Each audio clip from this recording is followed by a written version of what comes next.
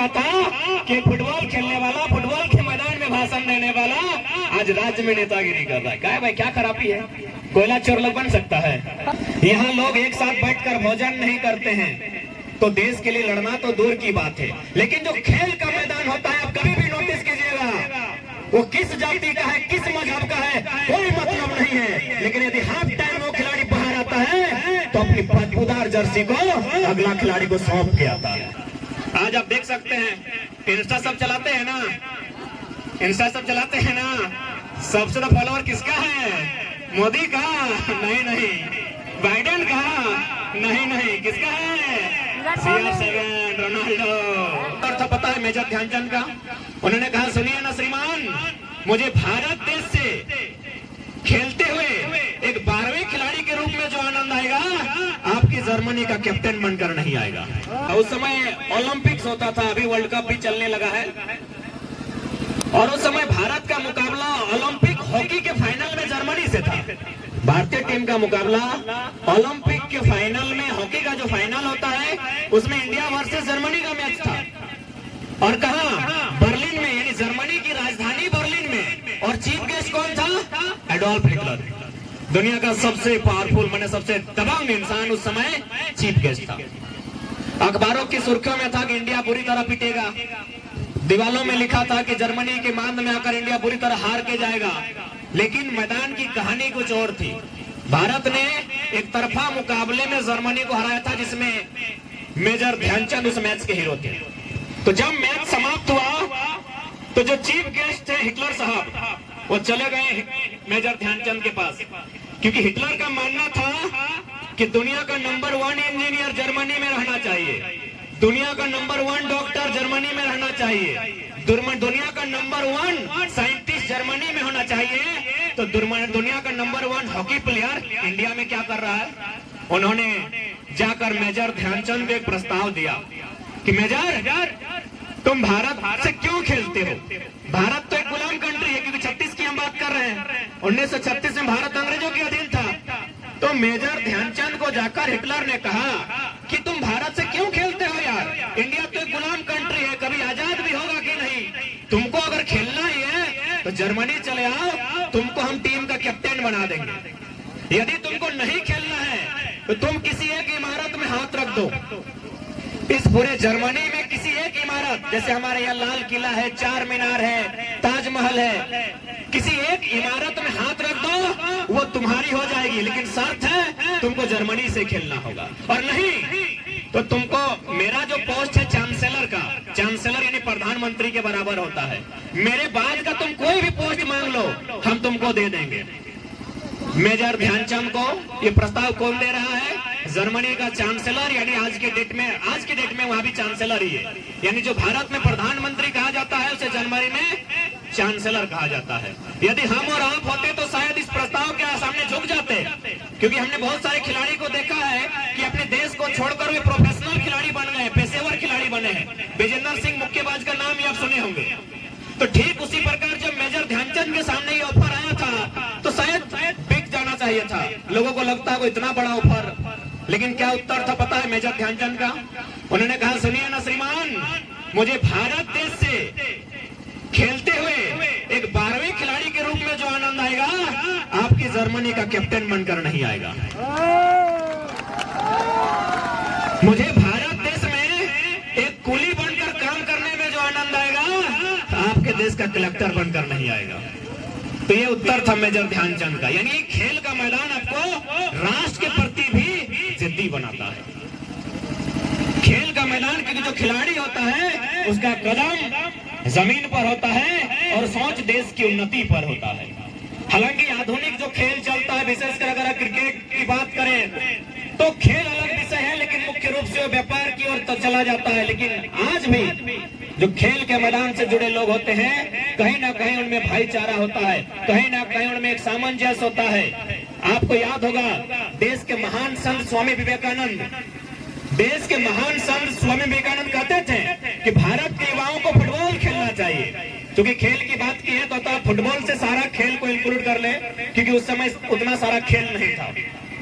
भारत के महान संत विवेकानंद युवाओं से कहते थे कि युवाओं तुम्हें फुटबॉल खेलना चाहिए। यदि तुम फुटबॉल खेलोगे तो भारत को आजाद कराने में आसानी होगी। क्या तर्क हो सकता है इसके पीछे कि भारत के युवाओं को फुटबॉल खेलने कह रहे महान संत विवेकानंद? क्या तर्क होना चाहिए? अभी फुटबॉल खेलने से आजादी मिलेगी। उनका मानना है कि फुटबॉल खेलने से भारत को आजादी मिलेगी। क्या तर्क है पता है? न भारत देश आज भी कंडीशन है, और हम तो 100 साल पहले की बात कर रहे हैं। जाति धर्म मजहब के नाम से बटा हुआ देश। यहाँ लोग एक साथ बैठकर भोजन नहीं करते हैं, तो देश के लिए लड़ना तो दूर की बात है। लेकिन जो खेल का मैदान होता है, आप कभी भी नोटिस कीजिएगा, वो किस जाति का है, किस मजहब का है, कोई मतलब नहीं है। लेकिन यदि हाफ टाइम वो खिलाड़ी बाहर आता है तो अपनी बदबूदार जर्सी को अगला खिलाड़ी को सौंप के आता है। कभी भी आप नोटिस कीजिएगा। और विवेकानंद जो खेल की बात कही थी, वह नेशनल प्लेयर को नहीं कहा था। गांव के गलियों में, चौराहे में, खेतों में, पगडंडियों में, खेल के मैदानों में खेलने वाले नौजवानों से कहा था फुटबॉल खेलो, देश को आजादी मिलेगी। यानी कनेक्टिविटी होगी, आपसी सामंजस्य होगा। और आज भी मैं अगर अपना व्यक्तिगत उदाहरण दूं, यदि आज, और ये हम नहीं, पिछला जो विधानसभा का सत्र था, जो अंतिम दिन था विधानसभा के भीतर, देखिएगा मुख्यमंत्री कहते हुए नजर आए हैं कि एक फुटबॉल खेलने वाला नेता बनता है। एक्चुअली डायरेक्ट हमें को कहे हैं। आप रिपीट कीजिएगा, उनका साल भर जो बजट सत्र चल रहा था, बजट सत्र के अंतिम दिन जो मुख्यमंत्री ने बात को रखा था कि फुटबॉल खेलने वाला, फुटबॉल के मैदान में भाषण देने वाला आज राज्य में नेतागिरी कर रहा है। क्या है भाई, क्या खराबी है? कोयला चोर लोग बन सकता है? तो इनडायरेक्ट रूप से उन्होंने मुझे कहा था, क्योंकि मुख्यमंत्री डायरेक्ट नाम लेंगे तो और हीरो बन जाते हैं। इसलिए this is the power of a sport person. इसलिए मैं भी आपको यही संदेश दूंगा कि आप नौजवान हैं, खेल बहुत कुछ सिखाती है। खेल आपको अनुशासन सिखाती है। आज भी बगल में ही इतने स्कूल कॉलेज हैं, लेकिन खेल के मैदान में जो अनुशासन दिखता है, कभी कभी खासकर जो गवर्नमेंट के स्कूल है, बुरा मानने वाली बात नहीं है, लेकिन वहाँ खेल के मैदान की अपेक्षा कुछ अनुशासन कम ही दिखता है। आप चले जाइए, कोचेस जो उनको शब्द कहते हैं, भैया जूता दोनों अगर एक रंग का तो एक रंग का। आप स्कूल चले जाइए, 10 को में 2 को चप्पल में मिल जाएगा। यानी खेल का मैदान का एक इंसान के जीवन में, उसके स्ट्रगल में, उसके डिसिप्लिन मेंटेन में बहुत बड़ा रोल होता है। और खासकर चूंकि हम लोग झारखंडी लोग हैं, हमारा मैक्सिमम टारगेट होता है डिफेंस की नौकरियां। यहाँ देख पा रहे हैं जैसे कि पुलिस जवान के साथी लोग भी आए हैं, तो जाहिर सी बात है ये लोग स्पोर्ट्स पर्सन है। एक दो दीदीगण भी दिख रही है, तो ये लोग स्पोर्ट्स पर्सन है। तो इसलिए हम लोग जो भी लोग हैं स्पोर्ट्स के साथ नाता रखिएगा। या फिर अगर आपको लगता है तो कभी किसी क्वार्टर में चले जाइएगा जहां क्वार्टर की स्थापना हुई है, वहां देखिएगा रिटायर्ड लोग सुबह सुबह 5 बजे, 6 बजे, 7 बजे 65 साल 70 साल के बुजुर्ग लोग जाके खेलते हैं। पता है क्यों खेलते हैं? और बुढ़ापा में क्यों खेलने पता है? उन्होंने जवानी में नहीं खेला, इसीलिए। बुढ़ापा में सिर्फ नौकरी पे ध्यान था, शरीर फूल गया, पेट फूल गया, तो डॉक्टर बोला जिंदा रहना है तो दौड़ो। तो भाई बुढ़ापा में क्यों दौड़ना? अभी से प्रतिदिन एक रूटीन रखिए, प्रत्येक दिन थोड़ा थोड़ा जरूर दौड़िए, किसी न किसी आउटडोर गेम का हिस्सा जरूर रहिए। और जहां तक स्पोर्ट्स आपके अंदर एक स्पिरिट तैयार करता है, जो काम दुनिया में कोई ना करने लगे, एक स्पोर्ट्स पर्सन उस कार्य को करने में सामर्थ्य रखता है।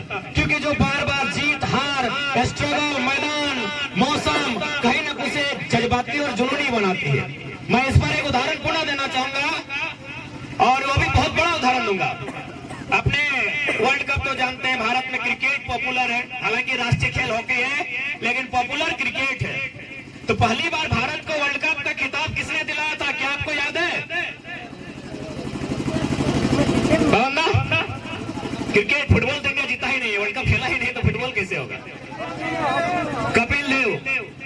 भारत को पहला वर्ल्ड कप का खिताब कपिल देव ने दिलाया था।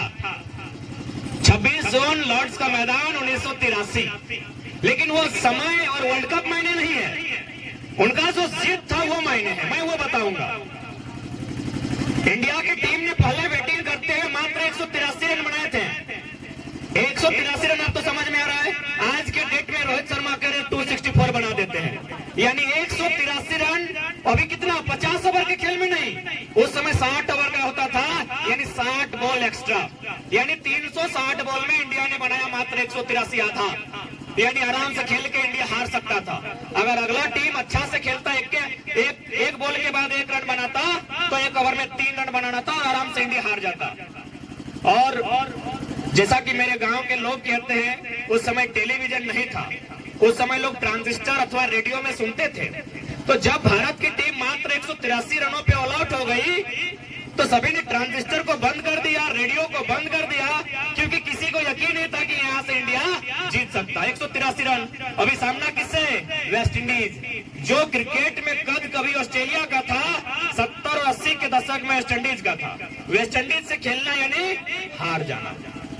अरे उतना तो दूर की बात है, उस समय सुनील गावस्कर, संदीप पाटिल, रोजर बिन्नी, कुछ खिलाड़ी थे 6-7 जिनका शादी हुआ था।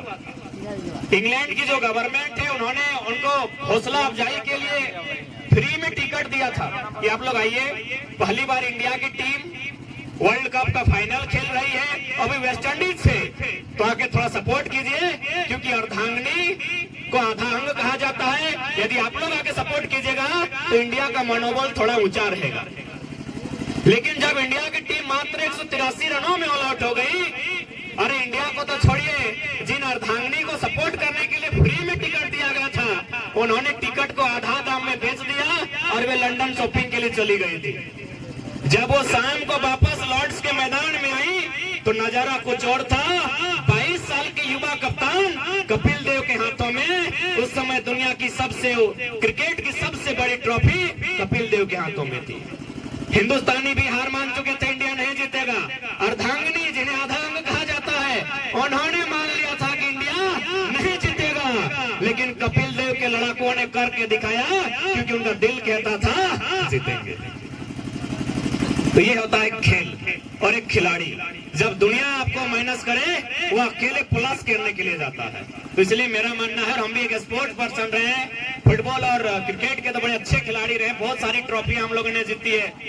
तो मैं एक स्पोर्ट्स पर्सन होने के नाते और दुनिया के, चूंकि स्पोर्ट्स के कारण ही हम लोग यहाँ तक आए, हमारे चाहे बात करने का लहजा हो, तो कहीं ना कहीं हमने स्टडी किया है, एक स्पोर्ट्स पर्सन का बहुत महत्व होता है। आज आप देख सकते हैं, इंस्टा सब चलाते हैं ना, इंस्टा सब चलाते हैं ना, सबसे ज्यादा फॉलोअर किसका है? मोदी का? नहीं। बाइडेन का?